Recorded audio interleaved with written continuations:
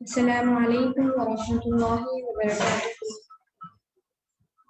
کیسے ہیں آپ سب؟ میں امید کرتی ہوں ایمان اور صحت و سلامتی کے بہترین حالات میں ہوں گے۔ اچھا، اب تک جو کچھ پڑھ چکے ہیں وہ ہے قرآن سے متعلق ہم نے پڑھا تھا، اور اس کے بعد ہم نے عقائد شروع کیے تھے۔ عقائد میں ہم نے 3 عقائد کو کور کر لیا ہے، جس میں عقیدہ توحید ہے اور عقیدہ رسالت ہم نے کور کر لیا ہے۔ اس کے بعد کل ہم نے ایمان بالملائکہ پڑھا تھا، ٹھیک ہے۔ اب آج جو ہم پڑھنے جا رہے ہیں وہ ہے آسمانی کتابوں پر ایمان، یا الہامی کتابیں جو اللہ تعالیٰ کی طرف سے نازل کی گئی ہیں، ان کتابوں کو آسمانی کتابیں یا الہامی کتابیں کہا جاتا ہے۔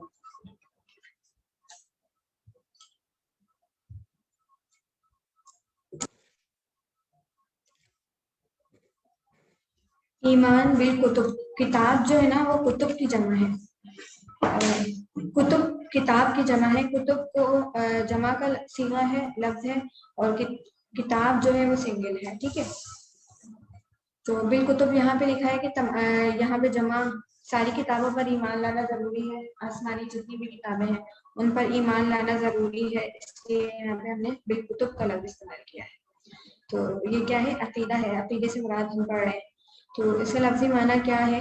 کتب کتاب کی جمع ہے جس کے معنی مکتوب یا نوشتہ کے ہیں۔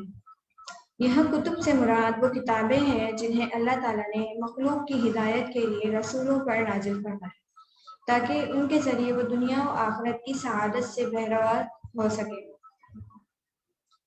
یعنی کیا مراد ہے اس سے کہ کتاب کا مطلب کیا ہے؟ مکتوب، ٹھیک ہے۔ ایک مکتوب یا نوشتہ یا ایک لیٹر کہہ لیں یا ایک لکھا ہوا پرچہ کہہ لیں، وہ ہوتی ہے کتاب، ٹھیک ہے۔ کتب سے مراد یہاں کیا ہے؟ کتابیں ہیں۔ کون سی کتابیں؟ وہ کتابیں جو اللہ تعالیٰ نے مخلوق کی ہدایت کے لیے یعنی انسانوں کی ہدایت کے لیے رسولوں پر نازل فرمائی، ٹھیک ہے۔ وہ کتابیں جو اللہ تعالیٰ نے مخلوق کی ہدایت کے لیے رسولوں پر نازل فرمائی، کیوں؟ کیونکہ اس کے ذریعے وہ دنیا و آخرت کی سعادت سے بہرور ہو سکے، یعنی دنیا و آخرت کی جو بھلائیاں ہیں وہ حاصل کر سکے، اس سے فائدہ حاصل کر سکے۔ اچھا، ہم نے وہ دعا بچپن سے یاد کرتے ہیں، ربنا آتنا فی الدنیا حسنۃ وفی الآخرۃ حسنۃ وقنا عذاب النار، کہ اے ہمارے رب ہمیں دنیا میں بھلائی عطا فرما اور آخرت میں بھلائی عطا فرما۔ تو اس سے مراد یہاں پہ یہ جو ہے نا سعادت سے بہرور ہو سکے، دنیا میں اللہ کی فوائد حاصل کر سکے، تو اس سے مراد یہی ہے کہ جو مخلوق کی ہدایت کے لیے اللہ تعالیٰ نے کتابیں نازل کی، وہ اس لیے کی۔ اب یہاں پہ اصطلاحی معنی ہے، اصطلاحی معنی میں کیا ہے دیکھتے ہیں کہ قرآن اور حدیث میں اللہ تعالیٰ نے اجمالاً اور تفصیلاً اپنی جن کتابوں کے بارے میں بتایا ہے ان کی تصدیق کرنا اور ماننا، اور ہماری طرف بھیجی گئی کتاب یعنی قرآن مجید پر عمل کرنا۔ اس کی اصطلاحی معنی یہ ہوئی کہ اللہ تعالیٰ نے قرآن پاک کافی آسمانی کتاب ہے نا، تو اس میں اللہ تعالیٰ نے اجمالی بھی ذکر کیا ہے اور تفصیلی بھی ذکر کیا ہے۔ اجمالی ذکر کرنے سے کیا مراد ہے کہ اشارہ کوئی بات کہہ دی، ٹھیک ہے، اس سے مراد کیا ہے؟ اجمالاً ذکر کیا ہے، یعنی بس بات کہہ دی، اس کو اس کی وضاحت نہیں کی۔ اب تفصیلاً ذکر بھی کیا ہے، کہیں ایسی بات آئی جہاں پہ اللہ تعالیٰ نے بہت زیادہ ڈیٹیل سے کسی بات کو سمجھایا، ٹھیک ہے۔ اب جیسے ہم دیکھتے ہیں کتاب کے علاوہ ہم دیکھتے ہیں کہ نبیوں کے قصے بھی موجود ہیں کتاب میں، ٹھیک ہے۔ تو اس میں موسیٰ علیہ السلام کا ذکر ایک جگہ پہ بہت زیادہ ڈیٹیل میں، اور ایک جگہ کہیں صرف بات بتائیے کہ موسیٰ علیہ السلام کی تھی اور موسیٰ علیہ السلام کی قوم کی تھی، تو یہ کیا ہے؟ اجمالی ذکر ہے، اور جہاں تفصیل سے ذکر ہوا ہے وہ تفصیلی ذکر کہلائے گا۔ اسی طرح کیا ہے کہ ہمیں تمام کتابوں کی تصدیق کرنی ہے، یعنی ان کے بارے میں کہنا ہے کہ ہاں یہ سچی کتابیں تھی، اور ان کا ماننا ہے۔ کس طرح ماننا ہے؟ کہ ہاں ہم کہیں کہ اللہ تعالیٰ کی طرف سے یہ کتابیں نازل کی گئی تھی، ہمیں ان پر ایمان لانا ہے، ٹھیک ہے۔ لیکن کیا ہے؟ عمل کس پر کرنا ہے؟ اب چونکہ آخری آسمانی کتاب پر ایمان لانا، عمل کرنا ضروری ہو گیا ہے، تو اس لیے ہم اللہ تعالیٰ کی طرف سے بھیجی گئی کتاب یعنی قرآن مجید پر عمل کریں گے، اور پچھلی جتنی کتابیں ہیں ان پر ایمان لے کر آئیں گے، لیکن عمل جو ہے ہم صرف قرآن مجید پر کریں گے۔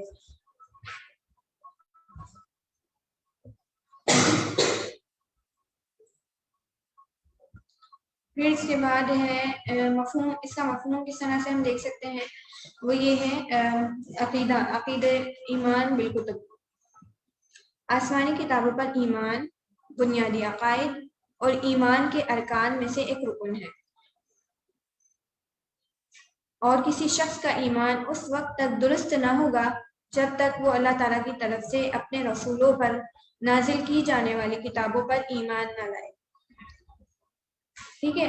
یہ کیا ہے؟ ایمان بالکتب بنیادی عقائد میں سے عقیدہ ہے، اور اس شخص، کسی بھی شخص کا ایمان اس وقت تک قابل قبول نہیں ہوگا یا اس وقت تک درست نہیں ہوگا جب تک کہ وہ اللہ تعالیٰ کی طرف سے نازل کی جانے والی کتابیں، جتنی بھی اللہ تعالیٰ نے کتابیں نازل کی ہیں، ان سب پر ایمان نہ لائے، ٹھیک ہے۔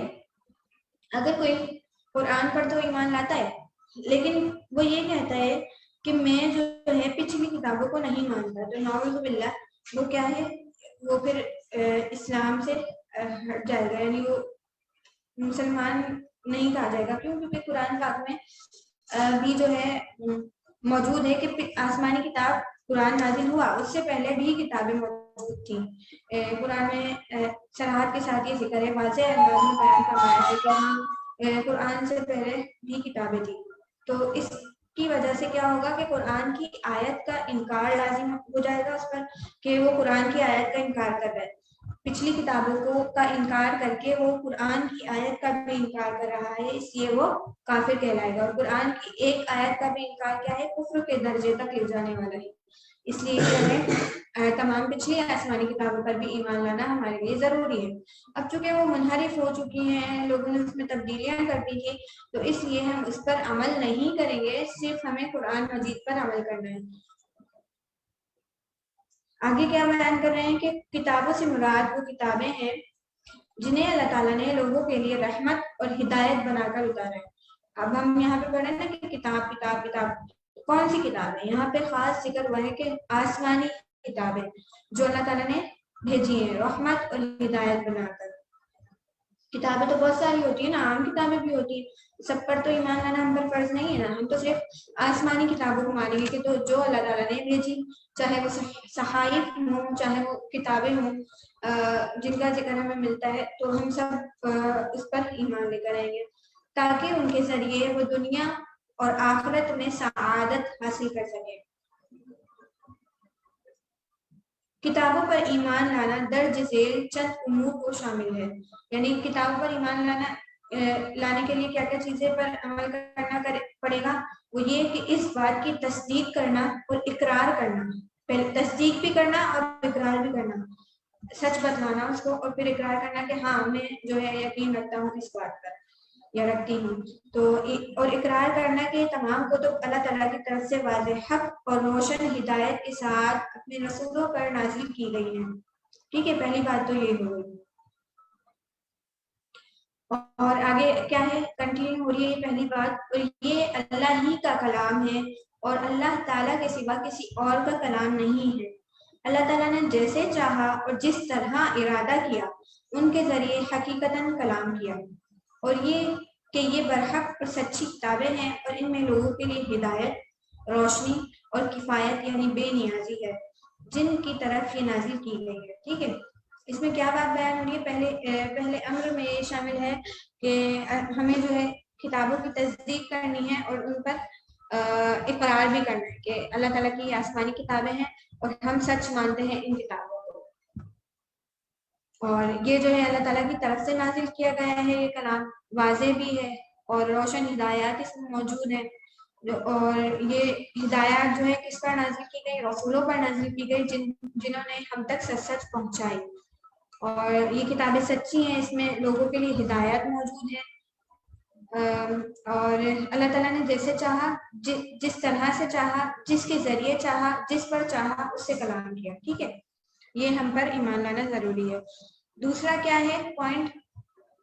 وہ یہ ہے کہ قرآن مجید میں وارد ہر چیز کی اور غیر تحریف شدہ گزشتہ آسمانی کتابوں میں موجود شرعی احکام، عقائد، واقعات اور قصص کی تصدیق کرنا، اور یہ کہ یہ تمام کتابیں ایک دوسرے کی تصدیق کرتی ہیں۔ پچھلی کتابوں میں سے بعض کا بعض کے ذریعے منسوخ ہونا برحق ہے، جیسے تورات کے بعض احکام کو منسوخ کیا گیا، اور قرآن کریم کی بعض آیات کا دوسری آیاتوں سے منسوخ ہونا برحق ہے۔ اس میں کیا بیان ہو رہی ہے کہ قرآن مجید میں جو بھی چیزیں نازل ہوئی ہیں، جتنی بھی چیزیں نازل ہوئی ہیں، وہ کیا ہے؟ غیر تحریف شدہ ہیں، یعنی پچھلے کتابوں میں جو باتیں تھیں، کچھ باتیں قرآن مجید میں بھی وہ موجود ہیں، جس طرح ایک آیت ہے وَكَتَبْنَا عَلَيْهِمْ النَّفْسَ بِالنَّفْسِ وَالْعَيْنَ بِالْعَيْنِ وَالْأَنْفَ بِالْأَنْفِ، تو یعنی اس کا ترجمہ یہ ہے کہ اگر فرض کیا گیا ہے تو ان پر بدلہ لینا، یعنی اگر کسی نے کسی کی آنکھ مطلب کوئی زخم دیا ہے نا کسی کو، تو اسی طرح اس پر بھی فرض ہے کہ وہ اس کو اسی طرح سے زخم دے۔ تو یہ جو ہے تو اس میں بھی تھا موجود، ہم سے پہلے جو آسمانی کتاب تھی، تو وہ یہ جو ہے اسی طرح ہم پر پہنچی ہے، لیکن غیر تحریف شدہ طریقے سے پہنچی ہے، یعنی اس میں رد و بدل کوئی نہیں ہوا۔ تو اللہ تعالیٰ نے نازل کی قرآن مجید میں آیت، اور آسمانی کتابوں میں موجود شرعی احکام، یعنی جتنے بھی آسمانی کتابوں میں شرعی احکامات موجود ہیں، عقائد موجود ہیں، واقعات موجود ہیں، اور جتنے بھی قصص یا واقعات یا جتنے بھی موجود ہیں ان کی کیا کرنی ہے؟ ہمیں تصدیق کرنی ہے کہ ہاں یہ سچے ہیں۔ یعنی قرآن پاک میں پچھلی قوموں کے ذکر ملتے ہیں، جیسے حضرت شعیب علیہ السلام کی قوم کا ذکر ملتا ہے، حضرت لوط علیہ السلام کی، حضرت موسیٰ علیہ السلام کی، حضرت عیسیٰ علیہ السلام کی، تو ان سب کی ہمیں تصدیق کرنی ہے کہ ہاں یہ سب پہلے قومیں تھیں اور یہ واقعات رونما ہوئے تھے، اور یہ کہ تمام کتابیں ایک دوسرے کی تصدیق کرتی ہیں۔ یہ بھی ہمیں اس پر بھی یقین کرنا ہے کہ جو پچھلی کتابیں تھیں ان میں قرآن کا بھی ذکر موجود تھا، اور قرآن میں بھی پچھلی آسمانی کتابوں کا ذکر موجود ہے، کیونکہ یہ کتابیں جو ہیں ایک دوسرے کی تصدیق کرتی ہیں، اس لیے ہمیں اس بات پر ایمان لانا ضروری ہے۔ اور پچھلی کتابوں میں سے بعض کے ذریعے منسوخ ہونا بھی برحق ہے۔ اب جیسے قرآن پاک میں بتا دیا کہ یہ پچھلی کتابیں تھیں، اب جو ہے وہ منسوخ ہو چکی ہیں۔ اسی طرح قرآن میں بھی کچھ آیات ایسی ہیں جو منسوخ ہیں، تقریباً 10 یا اس طرح سے آیات بتلائی جاتی ہیں جو ناسخ اور منسوخ ہیں، یعنی ناسخ وہ جو منسوخ کے بدلے میں آئی، یعنی کوئی آیت منسوخ ہوئی، اس کے بدلے میں جو آیت نازل ہوئی وہ کیا کہلائی؟ ناسخ کہلائی، اور منسوخ وہ جو آیت منسوخ ہو گئی جس کا حکم اب نہیں ہے، لیکن البتہ ہم اس کو تلاوت کرتے ہیں، اس کا ثواب بھی اتنا ہی ہمیں ملتا ہے، لیکن کیا ہے وہ اس کے بدلے میں نازل ہوئی ہے۔ ٹھیک ہے، پھر تیسرا پوائنٹ کیا ہے کہ اللہ تعالیٰ نے اپنی جن کتابوں کا نام لیا ہے ان پر ایمان لانا، یعنی اللہ تعالیٰ نے اپنی جتنی بھی کتابوں کا نام لیا ہے قرآن پاک میں صراحت کے ساتھ، تو ان پر ایمان لانا ہم پر کیا ہے؟ ضروری ہے۔ جیسے صحف جو ابراہیم علیہ السلام پر نازل کیے گئے صحیفے تھے، جو کچھ حضرت ابراہیم علیہ السلام پر نازل ہوئے تھے۔ سورہ اعلیٰ ہے، اس کی آخری آیت ہے صحف ابراہیم و موسیٰ، یعنی صحیفے جو ابراہیم علیہ السلام پر نازل ہوئے اور وہ صحیفے جو حضرت موسیٰ علیہ السلام پر نازل ہوئے۔ تو ابراہیم علیہ السلام پر جو صحائف نازل ہوئے تھے ان پر بھی ہمیں ایمان لانا ضروری ہے کہ ہاں ان پر جو صحیفے نازل ہوئے وہ اللہ تعالیٰ کی طرف سے نازل ہوئے. اس کے علاوہ دوسری کون سی کتاب ہے؟ تورات. تورات کس پر نازل ہوئی؟ حضرت موسیٰ علیہ السلام پر نازل ہوئی. اکثر یہ سوالات آتے ہیں کہ کون سی کتاب کس پر نازل ہوئی، تو ان کو اچھی طرح یاد کرنا اور ذہن نشین کرنا ضروری ہے. تورات جو ہے حضرت موسیٰ علیہ السلام پر نازل ہوئی. انجیل حضرت عیسیٰ علیہ السلام پر نازل ہوئی. زبور حضرت داؤد علیہ السلام پر نازل ہوئی. اور قرآن محمد صلی اللہ علیہ وسلم پر نازل کیا گیا. البتہ قرآن ان میں سے سب سے افضل، آخری اور گزشتہ سب کتابوں کی تصدیق کرنے والا ہے. اس کی اتباع اور اس کے احکام کی بجا آوری، اس کا حق ادا کرنا، اس کو ماننا، اس کا دفاع کرنا، اس کی تلاوت کرنا، اس میں غور و فکر کرنا پوری امت پر واجب ہے. ٹھیک ہے، ہم نے تیسرے پوائنٹ میں دیکھا کہ اللہ تعالیٰ نے جتنی کتابوں کا نام لیا ہے ان پر ہمیں سب پر کتاب ایمان لانا ضروری ہے. جیسے صحائف کے بارے میں نے بتایا کہ صحیفوں پر ایمان لانا ضروری ہے جتنے بھی حضرت ابراہیم علیہ السلام پر نازل کیے گئے. پھر حضرت موسیٰ علیہ السلام کی کتاب تورات پر ایمان لانا ضروری ہے. انجیل یعنی حضرت عیسیٰ علیہ السلام کی کتاب پر، زبور یعنی داؤد علیہ السلام کی کتاب پر، اور قرآن تو ہے ہی ابھی ہمارے پاس. ٹھیک ہے، تو جو کتابیں موجود نہیں ہیں ان پر بھی ایمان لانا ضروری ہے، جو کتاب موجود ہے اس پر بھی ایمان لانا ضروری ہے. اچھا، اور یہ قرآن مجید جو ہے سب پچھلی آسمانی کتابوں کی تصدیق کرنے والا ہے. اور ہم نے اگر قرآن پر عمل کر لیا تو ہم یہ سمجھیں کہ ہم نے جو ہے پچھلی کتابوں پر بھی ہمارا عمل ہو گیا. ہم اس کھوج میں نہیں لگیں گے کہ پچھلی آسمانی کتابیں ہیں وہ کہاں ہیں، کیوں ان میں تحریف ہو گئی، تحریف کی ہے تو کیا تحریف کی ہے. بس ہمیں قرآن پر ہی فوکس کرنا ہے، اور قرآن پر ہم عمل کر لیں گے تو اس کا کیا مطلب ہے ہم نے پچھلی کتابوں پر بھی عمل کر لیا. ٹھیک ہے، غیر تحریف شدہ، کیونکہ اب وہ تحریف ہو چکی ہے نا، اب ان کو پڑھنے کا کوئی مقصد نہیں ہے، تو اس وجہ سے ہمیں قرآن کو ہی دیکھنا ہے. اور پڑھتے ہیں، بہت سے لوگ پڑھتے ہیں کتابیں، لیکن پچھلی کتابیں جو ہے وہ تحریف شدہ والی بھی ہیں، موجود ہیں ابھی، لیکن وہ تحریف شدہ ہے. تو اس وجہ سے جو ہے عام انسان نہ پڑھے، عوام الناس کے لیے نہیں کہ عوام الناس جو ہے صرف قرآن ہی پڑھے تو زیادہ بہتر ہے. باقی علماء وغیرہ جو ہے ان سے استدلال وغیرہ کرنے کے لیے یہ کتابیں بھی پڑھتے ہیں. اس کا حق ادا کرنا ہے ہمیں، کیونکہ قرآن کو ماننا ہے، اس کا حق بھی ادا کرنا ہے، اس کا دفاع بھی کرنا ہے. اگر کوئی قرآن پر کوئی حق انگلی اٹھائے یا کچھ کہے تو ہمیں اس کا دفاع بھی کرنا ہے. پھر کیا ہے، اس کا حق ادا کرنے کے لیے ہمیں کیا کرنا ہے، پہلے تو اس کی تلاوت کرنی ہے. پھر دوسرا حق ادا کرنے کے لیے ہمیں کیا کرنا ہے کہ اس کی غور و فکر کرنا ہے، اس میں غور و فکر کرنا ہے. ٹھیک ہے، تو یہ کیا ہے ہم پر واجب ہے. اچھا، اب کیا رہے کہ کتابوں پر ایمان 4 امور پر مشتمل ہے. وہ کس طرح؟ اس کتاب پر ایمان کہ یہ کتابیں اللہ تعالیٰ کی طرف سے نازل ہوئی ہیں اور برحق ہیں. پہلا امور کیا ہے، وہ یہ ہے کہ اس کتاب پر یہ ایمان رکھنا کہ یہ کتابیں، اس بات پر یہ ایمان رکھنا کہ کتابیں اللہ تعالیٰ کی طرف سے نازل ہوئی ہیں اور تمام کی تمام سچی ہیں. دوسرا پوائنٹ کیا ہے کہ ان آسمانی کتابوں پر ایمان جن کے نام ہمیں معلوم ہیں. مثلا قرآن کریم جو حضرت محمد صلی اللہ علیہ وسلم پر نازل ہوا، اور تورات کا نزول حضرت موسیٰ علیہ السلام پر نازل ہوا، انجیل کا نزول حضرت عیسیٰ علیہ السلام پر، اور حضرت داؤد علیہ السلام پر زبور نازل ہوئی. تو ان سب پر ہمیں ایمان لانا ضروری ہے، ہم نے پچھلی سلائیڈ میں بھی دیکھ لیا. اور ان کے علاوہ جو صحیفے ہیں اور جو جتنی بھی کتابیں ہیں جن کے نام ہمیں نہیں معلوم، ان سب پر بھی ہمیں ایمان رکھنا ضروری ہے. کیونکہ وہ ہم پڑھتے ہیں نا بچپن سے کہ آمنت باللہ و ملائکتہ و کتبہ و رسلہ. تو و کتبہ سے کیا مراد ہے؟ وہ تمام جو ہیں ہم کتابوں پر ایمان لاتے ہیں کہ میں ایمان لایا اللہ پر، اس کے رسولوں پر، اس کی کتابوں پر، اور یہ پھر آگے جو ہے مکمل چلتا ہے. پھر ان کتابوں کے احکامات، قرآن کی تصدیق کرنا اور سابقہ کتب سماوی کی ان خبروں اور آیات کی تصدیق بھی جزء ایمان ہے جن میں کوئی تحریف نہیں کی گئی.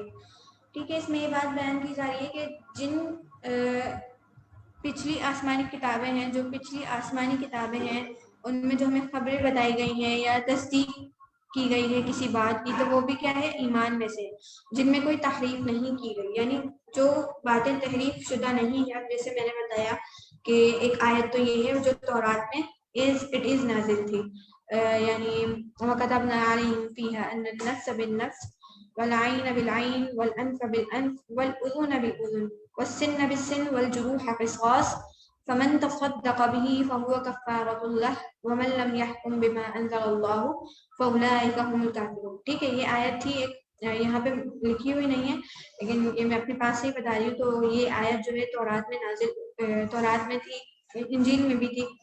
تو کیونکہ یہ جو ہے معاملات سے متعلق ہے نا، معاملات سے متعلق ہے، تو یہ آیت پچھلی آسمانی کتابوں میں بھی تھی اور اس میں کوئی تحریف نہیں کی گئی، تو اس پر بھی ہمیں ایمان لانا ضروری ہے. اور یہ تو قرآن کی آیت بھی ہے. اب تو دوسرا پوائنٹ اس میں یہ ہے کہ ان کتابوں کے ان احکامات پر برضا اور رغبت عمل کرنا بھی ایمان کا حصہ ہے. یعنی جو ہم پر آسمانی کتاب نازل ہوئی ہے اس پر، ان احکامات پر یعنی اپنی خوشی سے اور دل جمعی کے ساتھ اس پر ایمان رکھنا، یہ کیا ہے؟ عمل کرنا جو ہے ایمان کا حصہ ہے. یعنی جو منسوخ نہیں ہوئے ہیں ان پر بھی ایمان رکھنا ہے، ان پر بھی عمل کرنا ہے، خواہ ہم ان احکامات کی حکمت کا ادراک کر سکیں یا ایسا کرنے سے قاصر ہوں. یعنی ہمیں پتہ ہے یا نہیں پتہ کہ یہ اللہ تعالیٰ نے اس کے پیچھے کیا حکمت رکھی ہے، ہمیں معلوم ہو یا نہیں معلوم ہو، تو ہمیں پھر بھی اس پر عمل کرنا ہے. یاد رہے کہ سابقہ تمام کتب سماوی قرآن کریم کے ذریعے سے منسوخ ہو چکی ہیں. کیا بتایا کہ پچھلی جتنی بھی آسمانی کتابیں تھیں وہ تمام منسوخ ہو چکی ہیں. اب صرف ایک کتاب موجود ہے جس پر ہمیں عمل کرنا ہے، وہ ہے قرآن مجید. دلیل دیکھیں، یہاں لکھا ہوا ہے کہ وَأَنزَلْنَا إِلَيْكَ الْكِتَابَ بِالْحَقِّ مُصَدِّقًا لِمَا بَيْنَ يَدَيْهِ مِنَ الْكِتَابِ وَمُهَيْمِنًا عَلَيْهِ. سورہ مائدہ کی آیت نمبر 48 ہے. ترجمہ کیا ہے؟ اور اے رسول، ہم نے آپ کی طرف حق کے ساتھ کتاب نازل فرمائی ہے جو سابقہ کتابوں کی تصدیق کرنے والی اور ان کے مضامین کی محافظ اور نگراں ہے. اچھا، اس میں بیان کیا جا رہا ہے کہ اللہ تعالیٰ نے قرآن پاک نازل کیا ہے اور یہ کتاب کیا ہے؟ حق کے ساتھ نازل کی گئی ہے، یعنی یہ سچی کتاب ہے جو اللہ تعالیٰ نے نازل کی ہے. اور یہ کتاب جو ہے پچھلی آسمانی کتابوں کی بھی تصدیق کرتی ہے، اور اس میں جتنے بھی مضامین ہیں وہ کیا ہے؟ وہ اس کی محافظ ہے اور نگراں ہے. آگے کیا لکھا ہوا ہے کہ یعنی قرآن مجید دیگر آسمانی کتابوں پر حاکم ہے، لہذا پہلی کتابوں کے احکام میں سے کسی حکم پر عمل کرنا جائز نہیں ہے سوائے اس کے کہ وہ یقینی طور پر درست ہو اور قرآن کریم نے اسے منسوخ نہ کیا ہو بلکہ پہلی حالت پر برقرار رکھا ہو. ٹھیک ہے، یہاں پہ یہی بات بتائی جا رہی ہے کہ ہمیں جو ہے قرآن پاک ہی حاکم ہے، جو ہے اس کے ہی تمام احکامات ہمیں عمل کرنے ضروری ہیں، اور پچھلے جتنے بھی احکام جو ہے منسوخ جو ہو چکے ہیں ان پر عمل ہمیں نہیں کرنا. اور اگر پچھلی کتابوں میں سے کوئی ایسا دلیل ملتی ہے جو تحریف شدہ نہیں ہے تو ہم اس کو لے لیں گے، اس پر عمل کر لیں گے، لیکن جو ہمیں یقین کے ساتھ معلوم ہو کہ ہاں اس پر اللہ تعالیٰ نے تبدیل نہیں کیا. لیکن وہ بہت جو ہے نا کیسز میں ایسا ہوتا ہے کہ دلائل وغیرہ کے لیے لی جاتی ہیں باتیں وغیرہ، لیکن قرآن جو ہے وہ ایک مکمل کتاب ہے، تو اس پر ہی ہمیں عمل کرنا واجب ہے، فرض ہے. ٹھیک ہے، آگے ایک اور آیت آ رہی ہے کہ ارشاد باری تعالیٰ ہے یقیناً ہم نے اپنے پیغمبروں کو کھلی دلیلیں دے کر بھیجا اور ان کے ساتھ کتاب اور میزان ترازو نازل فرمایا تاکہ لوگ عدل پر قائم رہیں، اور ہم نے لوہے کو اتارا جس میں سخت ہیبت اور قوت ہے اور لوگوں کے لیے اور بھی بہت سے فائدے ہیں، اس لیے بھی کہ اللہ جان لے کہ اس کی اور اس کی رسولوں کی مدد بے دیکھے کون کرتا ہے، بے شک اللہ تعالیٰ قوت اور زبردست حکمت والا زبردست ہے. ٹھیک ہے، یہاں بیان فرمایا ہے کہ اللہ تعالیٰ نے کیا بھیجا؟ اپنے پیغمبروں کو کھلی دلیلیں دے کر بھیجا. اس کا کیا مطلب ہے کہ اللہ تعالیٰ نے واضح کتابوں کو دے کر بھیجا، واضح چیزوں کو دے کر بھیجا جو نبی کے ذریعے میں سمجھائی، اور کتاب اور میزان نازل فرمایا. کتاب میزان جو ہے نا یہاں پر قرآن کے معنی میں ہے کہ قرآن نازل فرمایا. قرآن کا ایک معنی یہ بھی ہے نا کتاب، اور میزان بھی ایک نام ہے، تاکہ لوگ کیا ہے عدل پر قائم رہے، لوگ کیا کریں انصاف کریں. اور ہم نے لوہے کو اتارا جس میں سخت ہیبت اور قوت ہے، یعنی لوہا جو ہے، لوہے کی چیزیں جو ہوتی ہیں وہ جتنی بھی وہ کیا ہے سخت چیزیں ہیں نا، اس میں طاقت بھی ہے. اگر خدا نہ خواستہ کسی پر گر جائے تو سخت چوٹ پہنچتی ہے. اور کیا ہے اس سے لوگوں کے لیے فائدے بھی ہیں. لوہے سے کافی ساری چیزیں جو ہماری روزمرہ زندگی میں کام آتی ہیں، تو یہ فائدہ مند بھی ہے ہمارے لیے. اس لیے بھی کہ اللہ تعالیٰ جان لے کہ اس کی اور اس کے رسولوں کی بے دیکھے کون مدد کرتا ہے. یعنی اللہ تعالیٰ یہ دیکھنا چاہتا ہے کہ کتاب جب ہم دے کے بھیجیں، یعنی اللہ تعالیٰ نے جب کتاب نازل دے کر کے بھیجی، تو اللہ تعالیٰ یہ دیکھنا چاہتا تھا کہ بغیر اللہ تعالیٰ کو دیکھے رسولوں کی کون مدد کرتا ہے. یعنی اللہ تعالیٰ کو ہم نے دیکھا نہیں ہے، پھر بھی جو ہے ہم اللہ تعالیٰ کے رسولوں کی مدد کریں، تو وہ اللہ تعالیٰ ہمارا امتحان لینا چاہتے تھے کہ ہم میں سے رسول کی کون مدد کرتا ہے. اب آج کے زمانے میں تو یہ بات ہے نا کہ رسول تو ہے ہی نہیں، وہ تو اپنا کام کر کے چلے گئے. تو اب ہم ان کی کس طرح سے مدد کر سکتے ہیں، یا اللہ کی کس طرح سے مدد کر سکتے ہیں؟ تو ہم دین پر عمل پیرا ہو کر آگے اس کی ترغیب کر کے جتنے بھی دین کے کام ہیں سر انجام دے کر تو ہم اللہ تعالیٰ کے دین کی مدد کر سکتے ہیں، رسول کی مدد کر سکتے ہیں. ٹھیک ہے، اب بھی جو ہے یہ ہمارے لیے احساس کی بات ہوگی. ٹھیک ہے، پھر آگے فرمایا. اچھا، یہ جو آیت ابھی ہم نے ڈسکس کی وہ ہے سورہ حدید کی آیت نمبر 25. اب ہے سورہ بقرہ کی آیت نمبر 136، جس کا ترجمہ ہے اور فرمایا اے مسلمانوں تم سب کہو کہ ہم اللہ تعالیٰ پر ایمان لائے اور اس چیز پر بھی جو ہماری طرف اتاری گئی، اور جو چیز ابراہیم، اسماعیل، اسحاق اور یعقوب علیہ السلام پر اور ان کی اولاد پر اتاری گئی، اور جو کچھ اللہ کی جانب سے موسیٰ اور عیسیٰ علیہ السلام اور دوسرے انبیاء علیہ السلام دی گئی. ہم ان میں سے کسی کے درمیان فرق نہیں کرتے، ہم اللہ کے فرمانبردار ہیں. کیا فرما رہے ہیں اللہ تعالیٰ یہ فرما رہے ہیں کہ اے مسلمانوں، ہم سے مخاطب ہے اللہ تعالیٰ کہ اے مسلمانوں، میں نے بتایا تھا نا کہ اللہ تعالیٰ نے ہر آیت ہمارے لیے نازل فرمائی ہے، ہر آیت میں ہم سے مخاطب ہوئے ہیں. تو یہ جو ہے ہمیں خود دیکھنا ہے کہ اللہ تعالیٰ کس اینگل سے ہم سے بات کریں، ہمیں کیا سمجھانا چاہ رہے. اب یہاں پہ اللہ تعالیٰ ہمیں یہ سمجھانا چاہ رہے کہ مسلمانوں تم سب کہہ دو سب سے کہ ہم جو ہے ہم اللہ تعالیٰ پر ایمان لاتے ہیں، اور اللہ تعالیٰ کی طرف سے جتنی بھی چیزیں نازل کی گئی ہیں، جتنی بھی کتابیں نازل کی گئی ہیں، ہم اس سب پر بھی ایمان لاتے ہیں. اور پھر کتابوں کے نام بھی اللہ تعالیٰ نے جو ہے نبیوں کے ذریعے بتا دیے کہ ابراہیم علیہ السلام پر جو نازل ہوا، اسماعیل علیہ السلام پر جو نازل ہوا، اسحاق علیہ السلام پر جو نازل ہوا، یعقوب علیہ السلام پر جو نازل ہوا، اور عیسیٰ اور موسیٰ علیہ السلام پر، دوسرے انبیاء پر جتنے بھی جو کچھ ان کو دیا گیا، چاہے وہ ہمیں معلوم ہے. جس سے اب 4 کتابوں کو تو ہمیں معلوم ہے کہ نازل ہوا. حضرت ابراہیم علیہ السلام کو معلوم ہے کہ ان کو صحائف کیے گئے تھے. اب باقی جتنے انبیاء آئے 1,24,000 کا بتایا جاتا ہے کہ 1,24,000 انبیاء ہیں، ان کو کیا کیا دیا گیا ہے ہمیں تو نہیں معلوم، اللہ تعالیٰ کو ہی معلوم ہے. تو ہم کیا ہے اس پر ایمان لاتے ہیں کہ اللہ تعالیٰ نے ہم پر نازل کی تھی یہ کتابیں، اور ہمیں جو ہے ان میں کسی کے درمیان بھی فرق نہیں کرنا.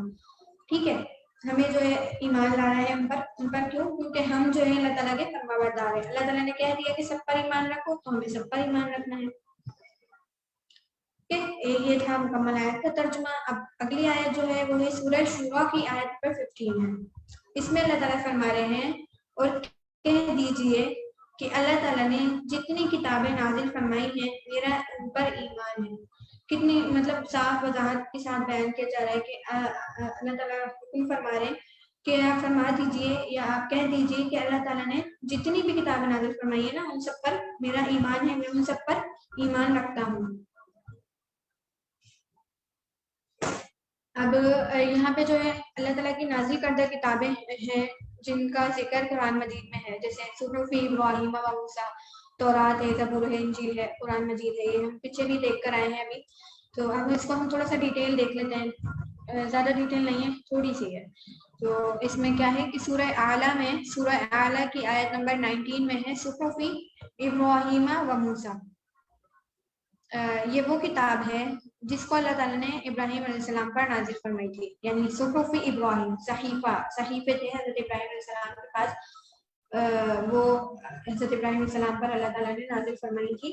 छोटे छोटे सहाइफ थे, पूरी किताब नहीं थी इस तरह से जैसे हमारे पास कुरान है।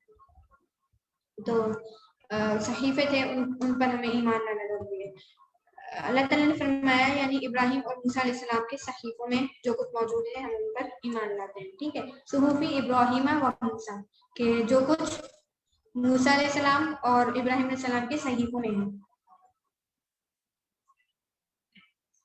फिर है तौरात। तौरात में क्या है कि ये वो मुक़द्दस किताब थी जिसे अल्लाह ताला ने मूसा अलैहिस्सलाम पर नाजिल फरमाया। अल्लाह ताला ने फरमाया कि हमने तौरात नाजिल फरमाई जिसमें हिदायत और नूर है, और यहूदियों में इसी तौरात के साथ अल्लाह ताला के मानने वाले अंबिया और अहलुल्लाह और उलमा फैसले करते थे, क्योंकि उन्हें अल्लाह की इस किताब की हिफाजत का हुक्म दिया गया था और उस पर वो इकरारी गवाह थे। अब तुम्हें चाहिए कि लोगों से न डरो और सिर्फ मेरा डर रखो और मेरी आयतों को थोड़े से मोल न बेचो, और जो लोग अल्लाह ताला की उतारी हुई वही के साथ फैसले न करें वो पूरे और पुख्ता काफिर हैं। सूरह माइदा की आयत नंबर 44 में अल्लाह ताला फरमा रहे हैं कि हमने जो है मूसा तौरात नाजिल फरमाई थी, वो क्या थी, हिदायत भी थी और नूर भी थी। किस पर नाजिल फरमाई थी? मूसा अलैहिस्सलाम पर नाजिल फरमाई थी। और मूसा अलैहिस्सलाम किस कौम के लिए आए थे? वो यहूदी थे। मूसा अलैहिस्सलाम के मानने वाले क्या कहलाते? यहूदी कहलाते। तो अल्लाह ताला ने क्या फरमाया कि इस तौरात पर कौन अमल करता था? अल्लाह ताला के मानने वाले अमल करते थे। अल्लाह ताला के अहलुल्लाह यानी जो अल्लाह के मानने वाले थे वो अमल करते थे, अंबिया कराम अमल करते थे, और जितने भी उलमा थे वो अमल भी करते थे और उससे फैसले भी करते थे। और उनको क्या है, अल्लाह ताला ने जिस तरह से अल्लाह ताला ने कुरान की हिफाजत का जिम्मा खुद लिया है, तो पिछली किताबें जितनी भी थी अल्लाह ताला ने उनकी हिफाजत का जिम्मा नहीं लिया था, वो लोगों पर ही था। लेकिन उन्होंने क्या करा, उसमें तहरीफ कर डाली, ठीक है। किस तरह से तहरीफ की वो आगे इसी आयत में बयान किया जा रहा है कि जो मानने वाले थे अल्लाह ताला की तरफ से ये किताब को, इस किताब को, वो तो इकरारी गवाह थे, वो तो हिफाजत करते थे। लेकिन जो मानने वाले नहीं थे, जो अल्लाह ताला से नहीं डरते थे, वो क्या करते थे, आयतों को मोल, यहाँ पे बेचने का हुक्म है ना कि मेरी आयतों को थोड़े से मोल यानी कम दामों में ना बेचो। वो लोग ये करते थे कि भाई अब जैसे कोई किसी से कोई गुनाह हो गया तो वो उसका जो आयत में जो हुक्म है ना उसके मुताबिक सजा मिलेगी, जाहिर सी बात है। तो लोग आते थे और जो कम इल्म लोग होते थे या जो उलमा ऐसे होते थे उनके जो अल्लाह ताला से डरते नहीं थे, बस वैसे ही नाम के उलमा बनकर बैठे थे, तो उन्होंने क्या किया कि पैसों के बस उनको अहकाम बताने शुरू किए। किस तरह? वो इस तरह के अब वो जिस तरह का हुक्म चाह रहे होते थे ना, फिर वो उनको किताबों में से उस तरह का हुक्म निकाल कर देते थे, यानी उसमें रद्द बदल कर देते थे। अच्छा चलो तुमसे ये नहीं हो रहा तो तुम ये कर लो, अच्छा चलो तुमसे ये नहीं हो रहा तो इस तरह से कर लो। फिर वो उसके बदले में क्या देते थे, उनको पैसे दिया करते थे। तो इस वजह से अल्लाह ताला ने क्या कहा है कि मेरी आयतों को थोड़े से मोल ना बेचो, और जो लोग अल्लाह ताला की वही के साथ फैसला ना करें, यानी जो अल्लाह ताला ने वही में नाजिल फरमाया है उसी तरह फैसले ना करें। जो अल्लाह ताला ने जिसकी सजा जिस तरह से मुकर्रर की है उस तरह से फैसले ना करें तो वो क्या है, काफिर है। अब ये तो हो गया तौरात का। अब आगे क्या है, ज़बूर है। ज़बूर कौन सी किताब है, किस पर नाजिल हुई? हज़रत दाऊद अलैहिस्सलाम पर नाजिल हुई, ठीक है। अल्लाह ताला ने फरमाया हमने दाऊद अलैहिस्सलाम को ज़बूर अता फरमाई। ये है सूरह निसा की आयत नंबर 163। तो इसकी दलील भी हमें मिल गई कि इसका जिक्र भी कुरान में मौजूद है। तीन किताबें हमने देख ली कि एक तो सहीफे थे इब्राहिम अलैहिस्सलाम के, और तौरात आ गई, फिर ज़बूर आ गई, फिर है इंजील। इंजील का कोई मुझे बताएगा कि किस पर नाजिल हुई थी? मैं इतनी बार लेक्चर में बता चुकी हूँ और आप सबको पता भी होगा, सबके जवाब आने चाहिए।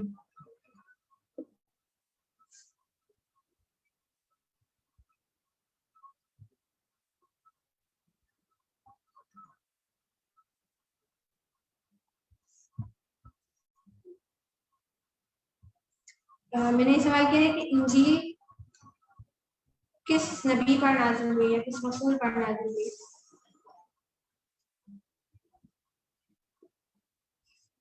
جوابات آنے شروع ہو گئے ماشاءاللہ. اور جوابات چاہیے اتنے کم نہیں. اسی لیکچر میں بتا چکی ہوں کئی بار، اس حساب سے ریسپانس آنا چاہیے.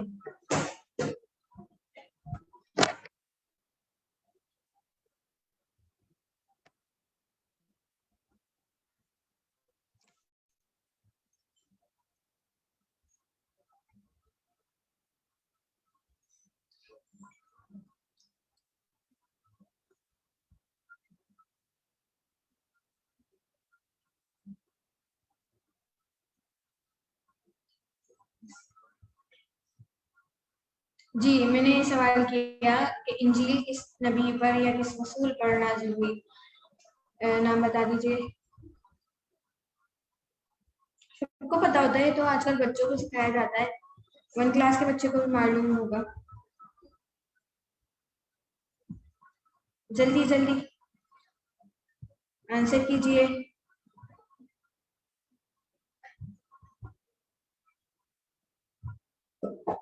چلیے آگے چلتے ہیں. جواب دیا ہے حیدر علی نے، بالکل صحیح جواب دیا ہے. حضرت عیسیٰ علیہ السلام پر جو ہے انجیل نازل ہوئی تھی. ماشاءاللہ. ٹھیک ہے، پھر اب آگے چلتے ہیں کہ اس کا ذکر قرآن پاک میں کہاں موجود ہے. اس کا ذکر ہے قرآن پاک میں سورہ مائدہ کی آیت نمبر 46 میں. سورہ مائدہ کی آیت نمبر 46 میں اللہ تعالیٰ کیا فرما رہے ہیں کہ ہم نے ان کے پیچھے عیسیٰ بن مریم کو بھیجا جو اپنے سے پہلے کی کتاب یعنی تورات کی تصدیق کرنے والے تھے، اور ہم نے انہیں انجیل عطا فرمائی جس میں نور اور ہدایت ہے، اور اپنے سے پہلی کتاب تورات کی تصدیق کرتی تھی. دوسرا اس میں ہدایت اور نصیحت تھی پارسا لوگوں کے لیے. اس میں اللہ تعالیٰ فرمانے اس آیت میں کہ ہم نے جو ہے عیسیٰ بن مریم کو بھیجا، یعنی عیسیٰ علیہ السلام کو بھیجا جو اپنی سے پہلے کتاب کی تصدیق کرتی تھی. ان کے پاس جو کتاب تھی وہ اپنے سے پہلے کی کتاب یعنی تورات کی تصدیق کرتی تھی. یعنی انجیل میں بھی موجود تھا کہ اس سے پہلے تورات موجود تھی، اور یعنی اس طرح سے پچھلی کتاب کی تصدیق ہو گئی. اور انجیل میں کیا تھا؟ نور تھا اور ہدایت تھی. تو جیسے ہمارے پاس بھی قرآن ہے تو وہ کیا ہے؟ نور ہے اور ہدایت ہے. اور یہ بھی کیا ہے؟ انجیل بھی اپنے سے پہلی کتاب کی تصدیق کرنے والی تھی، اور دوسرا اس میں کیا تھا؟ ہدایت بھی تھی اور نصیحت بھی تھی ان لوگوں کے لیے جو اس سے نصیحت حاصل کریں. اب آ جاتے ہیں آخری آسمانی کتاب پر، وہ ہے قرآن مجید. ہر شخص کو چاہیے کہ وہ قرآن کے ساتھ مندرجہ ذیل امور پر ایمان رکھے. کن پر ایمان ہمیں رکھنا ضروری ہے؟ قرآن پر ایمان رکھنا ضروری ہے. قرآن کے ساتھ جڑی بات کو ہر آیت پر رکھنا ضروری ہے ایمان. ٹھیک ہے، اب سب سے پہلے جو آیت ہے اس کے ذریعے ہم سمجھتے ہیں کہ سورہ شعراء کی آیت نمبر 193 سے لے کے 195 تک بیان ہوا ہے. اس میں کیا بیان ہوا ہے کہ ہر شخص کو چاہیے کہ وہ اس بات پر ایمان رکھے کہ قرآن مجید کیا ہے؟ اللہ تعالیٰ کا کلام ہے، جسے اللہ تعالیٰ نے جبرائیل کے ذریعے محمد صلی اللہ علیہ وسلم پر عربی میں نازل فرمایا ہے. اللہ تعالیٰ کا فرمان ہے، اس کو روح الامین جیسا فرشتہ لے کر اترا ہے آپ کے دل پر اے پیغمبر تاکہ آپ ہو جائیں خبردار کرنے والوں میں سے، فصاحت و بلاغت سے لبریز، ایک واضح اور روشن عربی زبان میں. اللہ تعالیٰ سورہ شعراء میں بیان فرما رہے ہیں کہ اللہ تعالیٰ نے قرآن مجید نازل فرمایا ہے، اور قرآن مجید کیا ہے؟ اللہ تعالیٰ کا کلام ہے. اور ہم نے پڑھا تھا نا قرآن والا ٹاپک جب ہم نے اسٹارٹ میں پڑھا تھا تو اس سے متعلق ہم نے ساری چیزیں پڑھی تھی، قرآن کے موضوعات پڑھے تھے، قرآن کا تعارف پڑھا تھا. تو اس میں بھی ہم نے یہ چیزیں پڑھی تھی کہ قرآن کیا ہے؟ اللہ تعالیٰ کا کلام ہے، اور وہ کس پر نازل ہوا؟ جبرائیل علیہ السلام کے ذریعے محمد صلی اللہ علیہ وسلم پر عربی زبان میں نازل ہوا. اب اللہ تعالیٰ کا فرمان کیا ہے یا سورہ شعراء میں کیا بیان ہو رہا ہے؟ وہ یہ ہے کہ اس کو روح الامین جو ہے نا وہ حضرت جبرائیل علیہ السلام کی طرف اشارہ ہے کہ وہ عظیم الشان فرشتہ ہے، اور وہ اس کلام کو لے کر اترا ہے. کس کے لیے لے کر اترا ہے، یعنی حضرت محمد صلی اللہ علیہ وسلم کے دل پر یہ اترا ہے، قرآن نازل ہوا ہے. کیوں؟ وجہ بھی اللہ تعالیٰ آگے بیان فرما رہے ہیں کہ تاکہ آپ ہو جائیں خبردار کرنے والوں میں سے. اللہ تعالیٰ فرما رہے ہیں کہ اس وجہ سے نازل کیا گیا ہے تاکہ نبی جو ہے لوگوں کو خبردار کر دیں کہ ہر اس میں جو جو بھی حکم نازل ہوا ہے اس کو لوگوں کو بتائیں، ان کو ہدایت کے راستے پر گامزن کریں. اس وجہ سے یہ قرآن نازل ہوا ہے، اور کیا ہے؟ واضح ہے اور روشن عربی زبان میں. آگے ہے کہ قرآن مجید وہ کتاب ہے جو اللہ تعالیٰ کا آخری پیغام ہے. ٹھیک ہے، یہاں کیا ہے؟ آخری پیغام ہے. انسانوں کے نام جو پچھلی تمام نازل شدہ کتابوں کی تصدیق کرتی ہے کہ توحید کے پیغام اور اللہ تعالیٰ کی خالص عبادت کی سمت میں، اور وہ پچھلی تمام کتابوں کو منسوخ کرنے والی ہے. اللہ تعالیٰ نے فرمایا کہ اس نے اے محمد صلی اللہ علیہ وسلم پر تم پر سچی کتاب نازل کی جو پہلی آسمانی کتابوں کی تصدیق کرتی ہے، اور اسی نے تورات اور انجیل نازل کی اس سے پہلے، یعنی اس سے پہلے تورات اور انجیل نازل کی لوگوں کی ہدایت کے لیے، اور اسی نے فرقان، یعنی فرقان قرآن کی طرف اشارہ ہے. فرقان بھی قرآن کا نام ہے جس کا مطلب ہے حق اور باطل میں تمیز کرنے والی ہے، حق اور باطل کے درمیان فرق کرنے والی. لہٰذا اب جو لوگ اللہ کی آیاتوں سے انکار کرتے ہیں یقیناً ان کے لیے سخت عذاب ہے. یعنی اللہ تعالیٰ کی آیات کا جو بھی انکار کرے گا اس کے لیے کیا ہے؟ سخت عذاب. اللہ تعالیٰ کیا ہے؟ زبردست بدلہ لینے والے. یہ تھی سورہ آل عمران کی آیت نمبر 3 اور 4. آگے سورہ مائدہ کی آیت نمبر 3. یہ ہم آیت پڑھ چکے ہیں بہت بار اور بہت اچھی آیت ہے. یہ وہ کتاب ہے جس میں تمام آسمانی قوانین بیان کیے گئے ہیں. کس طرح ہمیں پتہ چلا؟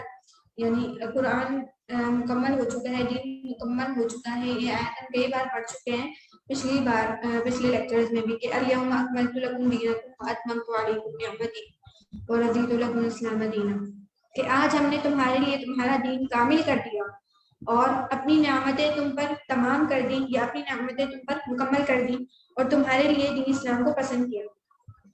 ہاں، جو شخص بھوک میں ناچار ہو جائے بشرط یہ کہ گناہ کی طرف مائل نہ ہو تو خدا بخشنے والا مہربان ہے. ٹھیک ہے، یہ سورہ مائدہ کی آیت نمبر 3 ہے. آگے کیا ہے؟ سورہ ہجر کی آیت نمبر سورہ بقرہ کی آیت نمبر 185. یہ وہ کتاب ہے جسے اللہ تعالیٰ نے ساری انسانیت کے لیے، آگے میں ایک اور سوال کرنے جا رہی ہوں اس لیے ہوشیار رہیے گا.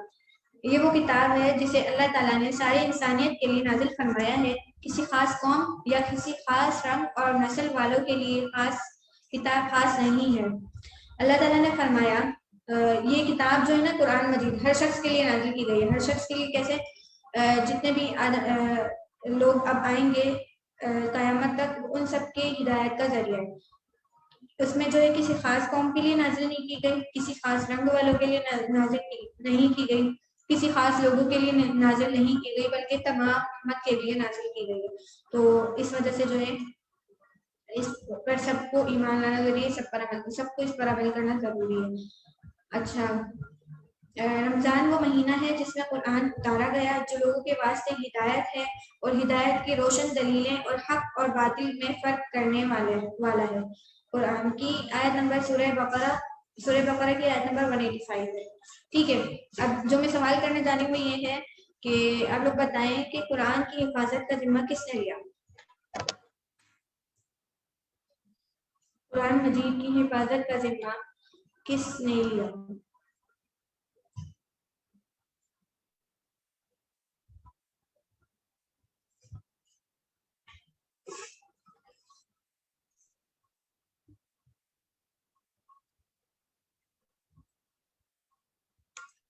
دوبارہ سوال ریپیٹ کرتی ہوں، قرآن مجید کی حفاظت کا ذمہ کس نے لیا؟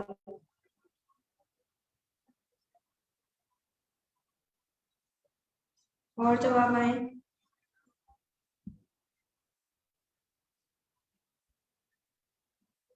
چلے، اس سے مجھے اندازہ ہو گیا کہ آپ لوگ سن رہے ہیں، ورنہ مجھے لگ رہا تھا میں خود ہی بولتی رہتی ہوں، کوئی سن نہیں رہا ہوتا. چلے ماشاء اللہ. اور کون جواب دے رہا ہے؟ جلدی کریں. قرآن مجید کی حفاظت کا ذمہ کس نے لیا؟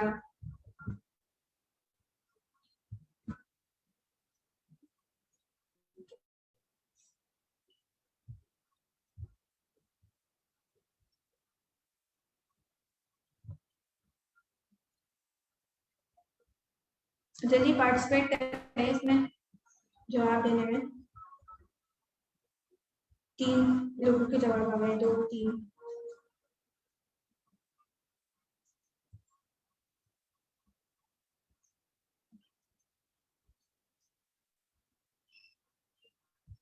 ماشاء اللہ ماشاء اللہ. آگے اور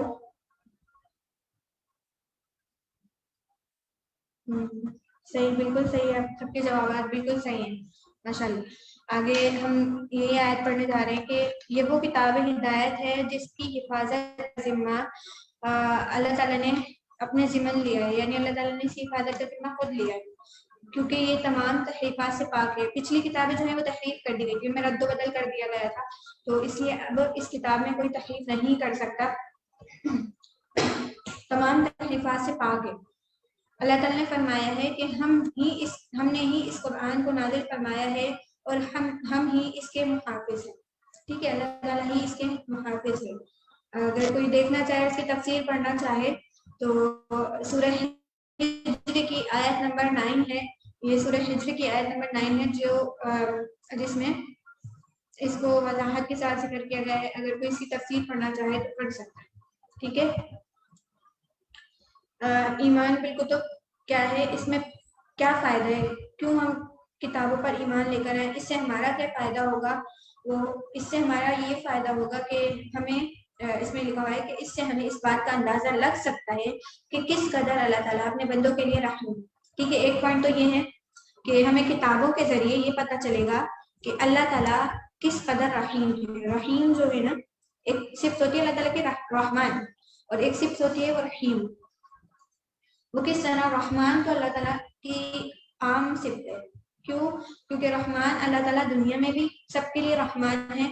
اگر ہم گناہ کرتے ہیں تو اللہ تعالیٰ ہمیں پکڑیں گے, وہ آخرت کے دن پکڑیں گے, لیکن وہ ابھی بھی ہمیں رزق دے رہے ہیں, وہ کافروں کو بھی رزق دے رہے ہیں, وہ جو ہے مسلمانوں کو بھی رزق دے رہے ہیں, وہ ہر شخص کو رزق دے رہے ہیں. تو وہ کیا ہے, اللہ تعالیٰ رحمان ہے, یہ صفت اللہ تعالیٰ کی دنیا میں غالب ہے. لیکن جو رحیم صفت ہے نا, وہ اللہ تعالیٰ کی قیامت کے دن غالب ہوگی, اور اللہ تعالیٰ جس پر چاہیں گے رحم فرمائیں گے, جس پر چاہیں گے اپنا غضب نازل فرمائیں گے.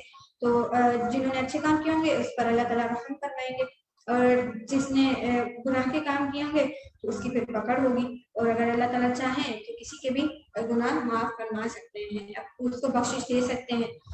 کس بنیاد پر ہو سکتا ہے اللہ تعالیٰ کو کوئی ایک ہی نیکی ایسی پسند آ گئی ہو کہ وہ اس کے تمام گناہوں کی معافی کا سبب بن جائے. ٹھیک ہے, تو ہمیں چھوٹی چھوٹی نیکیاں کرتے رہنا چاہیے, یہ نہیں سوچنا چاہیے کہ نیکی اتنی چھوٹی ہے اس کا کوئی اجر ہمیں نہیں ملے گا.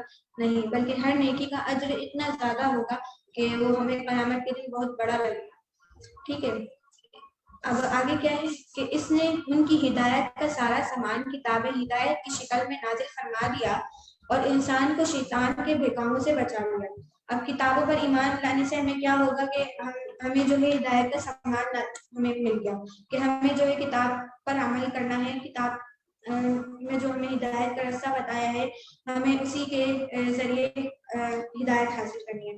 شیطان اگر ہمیں کوئی کسی بات سے بہکا رہا ہے تو ہمیں اسی بات پر عمل نہیں کرنا, بلکہ اگر ہمیں کوئی دشواری یا مشکل پیش آ رہی ہے تو ہمیں کتاب کے ذریعے جو ہے یا جو ہمارے اکابرین ہیں یا جو ہمارے علماء ہیں ان سے رجوع کرنا ہے. ٹھیک ہے.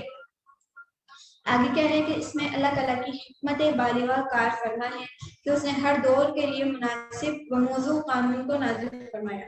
ہر دور کے جو ہے اپنے قانون ہوتے ہیں, وہ اس میں رد و بدل ہوتی رہتی ہے ادوار کے حساب سے. ٹھیک ہے. پہلے کچھ قانون تھے, پھر کچھ قانون ہے, پھر بدل گئے قانون, دور کے حساب سے قانون وغیرہ بدلتے رہتے ہیں. تو ہمیں اس سے بھی پتہ چلتا ہے کہ اللہ تعالیٰ کی حکمت کتنی جو ہے وسیع ہے, اور اللہ تعالیٰ نے قرآن جو ہے قیامت تک کے لیے نازل فرمایا کہ ہم جو ہے قانون اس سے اپنے جو ہے مسائل اخذ کر سکتے ہیں قیامت تک کے لیے. ہر چیز جو ہے ہم اس سے اخذ کر سکتے ہیں قرآن کے ذریعے. تمام علوم قرآن میں ہے, طب ہے, حکمت ہے, سائنس ہے, سب کچھ قرآن میں موجود ہے. تو یہ سائنس ترقی کری ہے وہ بھی قرآن کی آیات کو دیکھ کر, قرآن کے ذریعے جو ترقی کری ہے. اب دیکھیں قرآن میں جو ہے 1400 سال پہلے اللہ الذی سخر لکم البحر, تجارت کے ذرائع بتایا کہ جو ہے تجارت بھی ہو سکتی ہے کس کے ذریعے, समंदरों के जरिए। तो अब तिजारत कितनी फरोग मिल रहा है इसको समंदरों के जरिए, कई लाखों करोड़ों का बिजनेस होता है। फिर आगे इसका एक फायदा ये भी है कि ईमान और काफिर में फर्क जाहिर होता है कि कौन अल्लाह ताला की किताबों पर ईमान लाता है और कौन नहीं लाता।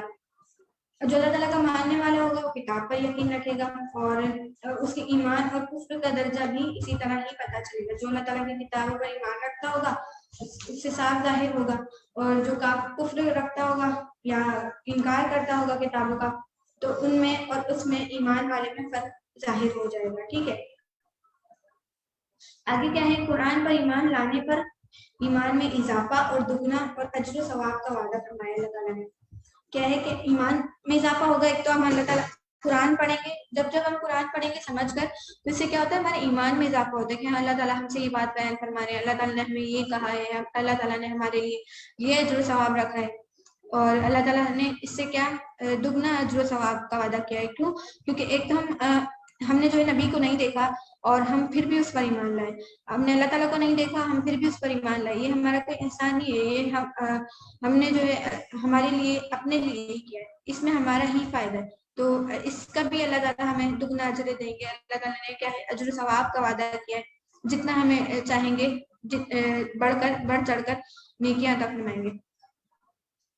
अल्लाह ताला ने क्या फरमाया है, सूरह कसस की आयत नंबर 52 है, जिसको हमने उससे पहले किताब इनायत फरमाई तो वो तो उस पर ईमान रखते थे, यानी पिछले जो लोग थे वो भी अपनी किताबों पर ईमान रखते थे, तो जाहिर सी बात है फिर उनको उस मुताबिक ही अजर मिलेगा।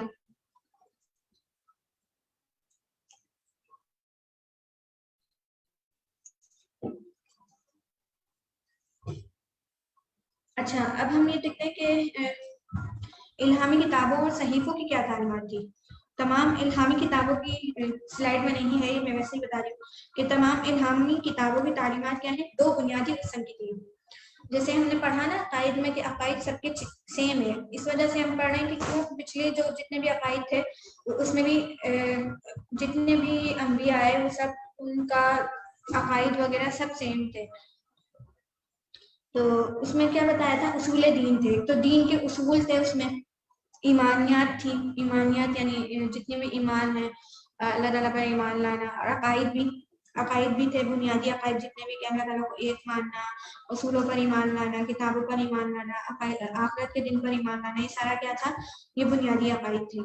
इसके अलावा क्या था, तशरीई उमूर थे या जिनकी तशरीह की गई थी, अम्र अहकामात की, और इबादत थी, इबादत के बारे में बताया था कि किस पर कितनी नमाजें फर्ज हैं, कौन कौन क्या क्या इबादत करेगा, यानी हर अदवार से थोड़ी थोड़ी तब्दीली आती गई है इबादत में भी, या पहले रोजे कितने फर्ज थे अब कितने रोजे फर्ज हो गए, इस तरह ये तब्दीली आई है।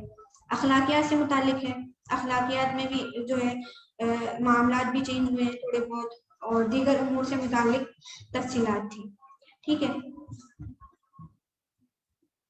अच्छा, अलबत्ता तशरीई उमूर यानी उनमें कोई फर्क नहीं रहा, जैसे हर दौर में हर कौम ने नमाजें पढ़ी, लेकिन उसका तरीका थोड़ा मुख्तलिफ रहा है। किसी में जो है 2 रकात फर्ज नमाज थी, बस थी, पढ़नी होती थी। नबी करीम सल्लल्लाहु अलैहि वसल्लम से पहले जितनी भी कौमें थी उन पे 2 रकात नमाज फर्ज थी। जो रोजे वगैरह फर्ज थे वो क्या थे, मुहर्रम का 9 और 10 का रोजा रखते हैं ना, वो इस वजह से रखते हैं कि उनका जो है ना 10 का रोजा फर्ज था, मुहर्रम पर 10 का रोजा फर्ज था, तो वो 10 मुहर्रम का रोजा रखा करते थे। और बाकी जितनी भी ये चीजें थी ना, नमाज हो गई, ज़कात, रोजा, इबादत का तरीका, मिकदार, कैफियत में थोड़ा फर्क रहा है, लेकिन जो है जो नमाज, रोजा, ज़कात है वो सबने अदा की है। ठीक है, अकायद पर भी सबका ईमान रहा है।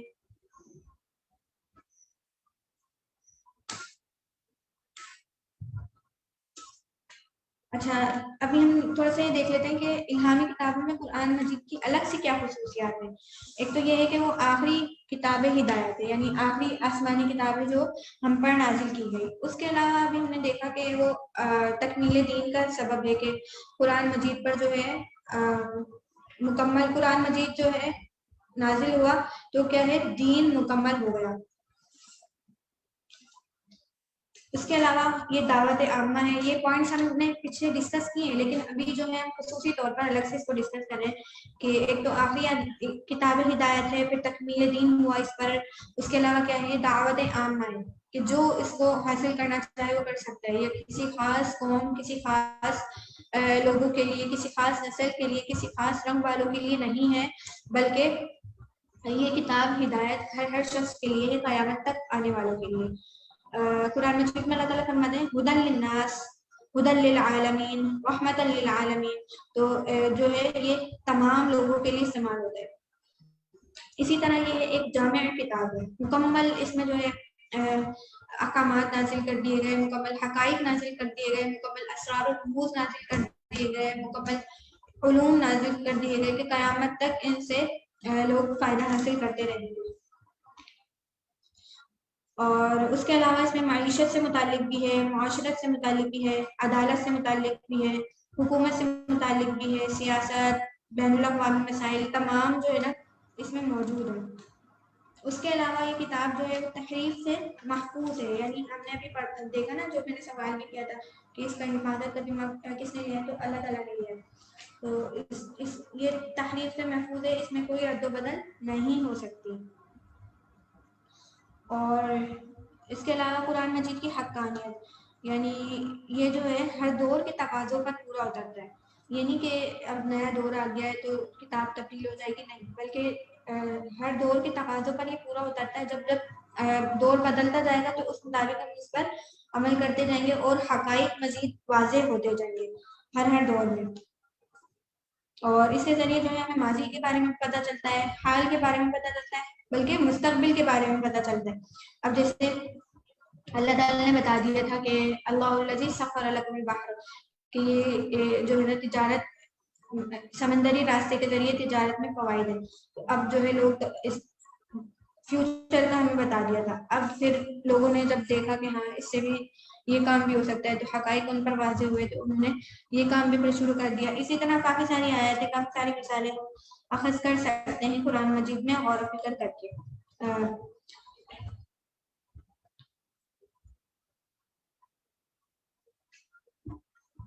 اور اس کے علاوہ کیا ہے کہ یہ جو ہے واقعات اور دلائل کے اعتبار سے قرآن کریم کی کسی آیت کو ہم جھٹلا نہیں سکتے، کیونکہ یہ جو ہے قرآن کے سچے ہونے کی دلیل ہے۔ قرآن پاک جو ہے سچا کلام ہے، اللہ تعالیٰ کی طرف سے نازل کیا گیا ہے، اور قرآن کی زبان جو ہے زندہ ہے۔ کس طرح کہ ہم جب اس کو پڑھتے ہیں نا تو ایسا لگتا ہے کہ ہم سے قرآن مجید بات کر رہا ہے۔ اور دوسری بات یہ کہ قرآن جو ہے وہ عربی زبان میں ہے، اور عربی زبان اب تک زندہ ہے، یعنی بہت سی زبانیں ایسی ہیں جو ناپید ہو چکی ہیں، جیسے یہ عبرانی زبان بھی ہے جو ناپید ہو چکی ہے، اسی طرح ایک وہ لاطینی زبان ہے وہ بھی ناپید ہو چکی ہے، تو یہ عربی زبان جو ہے وہ اب تک زندہ ہے، تو یہ زندہ زبان ہے قرآن مجید کی، تو اس کو ہم سمجھ سکتے ہیں، اس کے فوائد سمجھ سکتے ہیں۔ عربی زبان جو ہے نا بہت آسان ہے، اور اردو سمجھنے والوں کے لیے تو بہت ہی آسان ہے، وہ آسانی کے ساتھ سمجھ سکتے ہیں، کیونکہ بہت سارے الفاظ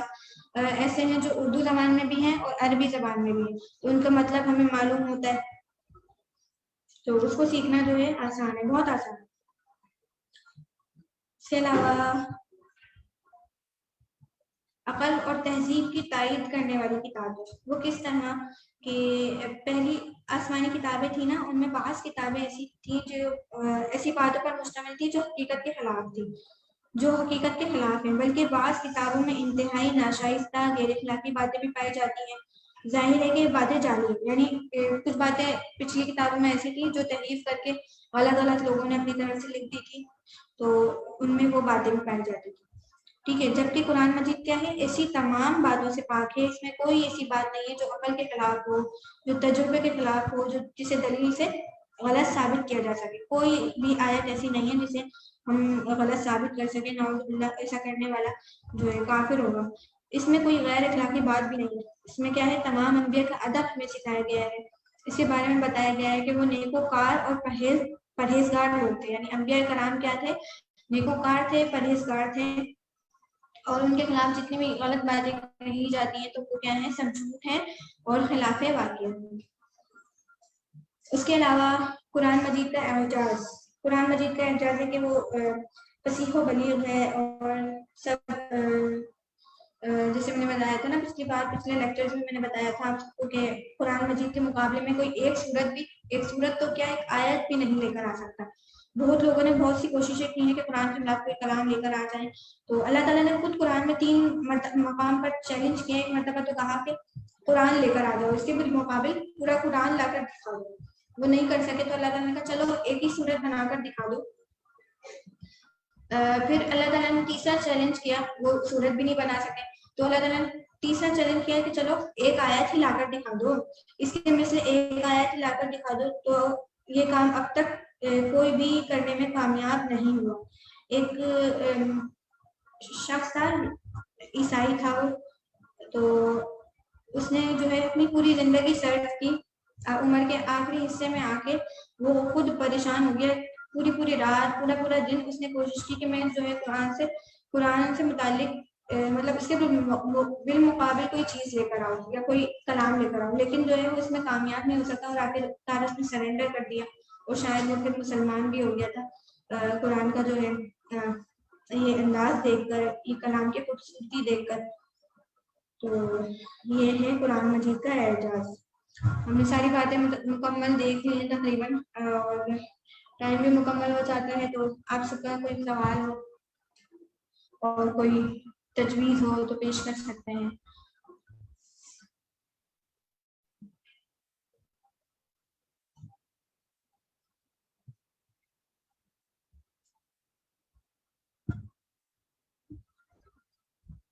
ٹھیک ہے, کسی کا کوئی سوال نہیں ہے تو ہم پھر مکمل کرتے ہیں. دعاؤں میں یاد رکھیے گا. السلام علیکم ورحمۃ اللہ وبرکاتہ.